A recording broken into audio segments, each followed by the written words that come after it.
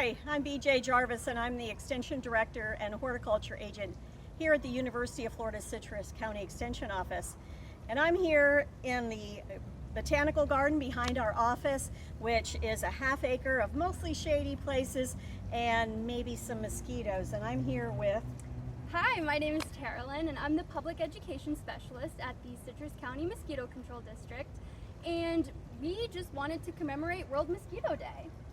It's every year on August 20th, and it's to commemorate the discovery that female mosquitoes transmit malaria, West Nile virus, Zika, Eastern equine encephalitis, a ton of other mosquito-borne diseases between humans.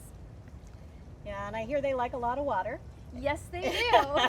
And one of the things that we've got here in our garden is some water. And so Carolyn is going to show me around some places in the garden, and we're going to see if we're inadvertently breeding some mosquitoes here. We tend to think of places like this, like ponds or moving water, that mosquitoes breed in. And they really like standing water. And the flowing of this pond or a fountain makes it to where mosquitoes are less likely to breed in there. And they like the standing water anywhere that they can find it, being in your landscape, in your yard, anywhere that there's a bottle cap full of water, just the tiniest amount, they'll lay their eggs. So Carolyn, you mentioned that standing water, and I immediately thought of this butterfly puddle. It's a great place for the butterflies to come and get water. They stand on the rocks and you put their proboscis down in there. And so I was a little concerned that we might have mosquitoes breeding here too. You want to take a look and see how bad it is? Yeah, let's take a look.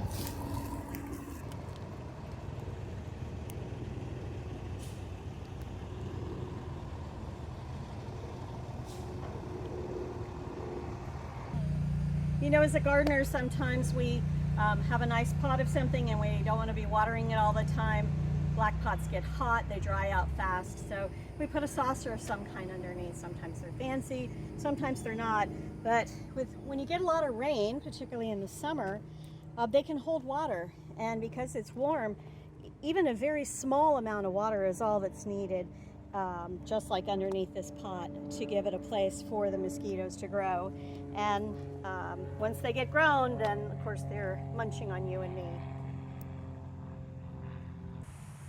Some examples of standing water include something like this blue bucket that's clearly been left out to collect water over a period of time, probably after all that rain we just had.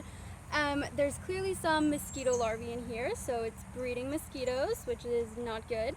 Another example is something like this yellow cup that's been left out to collect water as well. Oh, there's larvae in here too.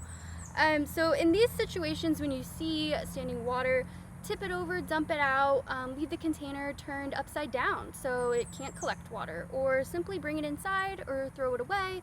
Just don't leave it out.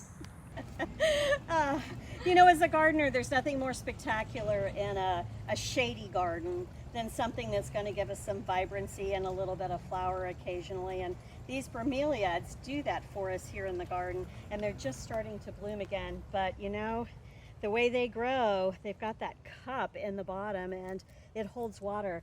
So I'm assuming that means we could get some mosquitoes in there. What can we do to still have our beautiful bromeliads and not provide a home for mosquitoes?